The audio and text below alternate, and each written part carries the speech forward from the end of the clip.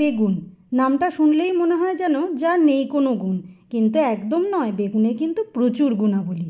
হার্টের ক্ষেত্রে ভালো বেগুন, যাদের ব্লাড সুগার আছে তাদের ক্ষেত্রে ভালো, এমনকি ওয়েট লসের ক্ষেত্রেও কিন্তু বেগুন খুব উপকারী একটা খাবার। আর আমরা কম বেশি প্রত্যেকেই বেগুনটা কিন্তু খুব ভালোবাসি খেতে। বেগুন ভাজা তো খুবই ভালো লাগে সবার। আর বেগুনের কিন্তু বিভিন্ন ধরনের রেসিপি হয়। আজকে আমি তোমাদের সামনে করে দেখাতে চলেছি সর্ষে পোস্ত বেগুন বা বেগুনের ঝাল।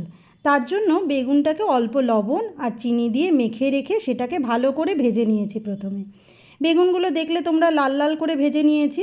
তারপরে বেগুনটা তুলে সর্ষের তেলের মধ্যে কালো জিরে ফোড়ন দিয়ে তার মধ্যে সর্ষে পোস্ত আর কাঁচা লঙ্কা বাটা একসাথে বেটে রেখেছিলাম, সেগুলো দিয়ে তারপরে লবণ, হলুদ আর সামান্য পরিমাণে চিনি দিয়ে মশলাটাকে একটু ভালো করে প্রথমে কষিয়ে নিয়েছি। তারপরে ওই যে বেগুনগুলো ভেজে রেখেছিলাম সেইগুলোই দিয়ে দিলাম। এবার বেগুনটা কিন্তু খুব ভালো করে ভাজা, তাই জন্য সিদ্ধ হওয়ার খুব বেশি দরকার নেই।